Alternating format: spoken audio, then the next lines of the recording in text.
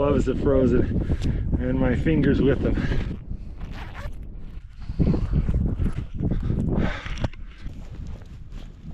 I get my fingers working again.